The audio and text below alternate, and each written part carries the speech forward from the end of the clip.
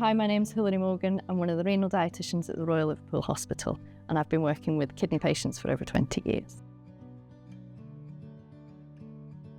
So my interest in kidneys first started when I was on clinical placement as a student dietitian, and I discovered that the patient group was somebody that I could really influence in terms of their outcomes.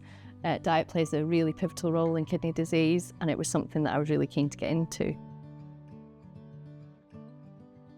So good nutrition is important for good health, and that goes hand in hand with kidney disease and their treatments.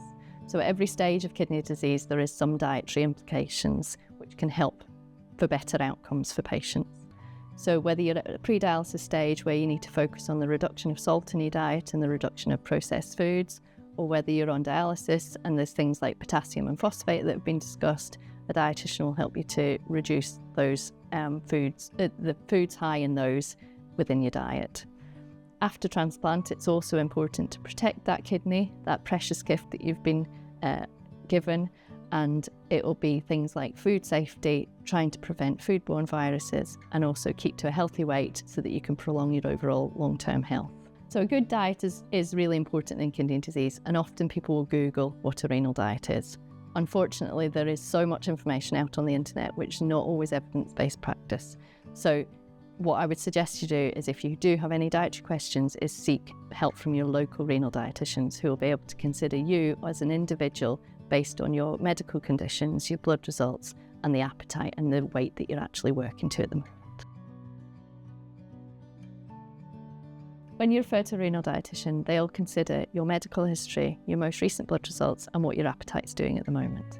They'll also discuss your likes and dislikes, talk through what a normal day eating pattern looks like for you, and adapt it so that you can either reduce your potassium, your phosphate, or your salt levels to give a diet that's individualised for you. So prior to your consultation with the renal dietitian, there isn't really much to prepare for. However, what I would say is that if you can think about what your normal pattern of food looks like, finding out if you're not the one that does all the cooking, how things are cooked and what cooking methods are used, because these are questions that your dietitian will ask you.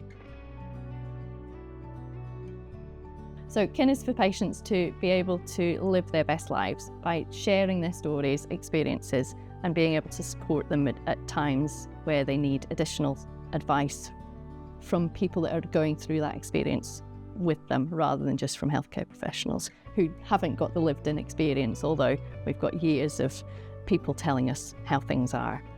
But being able to share peer-to-peer support is much better for them. The introduction of the KIN sites has meant that people are more empowered, more engaging with us as healthcare professionals, because they have possibly seen other patients have similar questions, and it maybe directs them to ask those questions when they attend a clinic.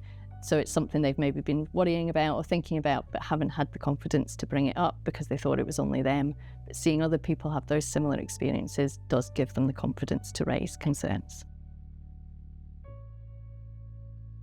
I recommend KIN to my patients when they come to clinic as a means of extra support for them. So I can give them the evidence-based practice and what we would recommend from a clinical point of view, but the real life experience is what these other people are living through.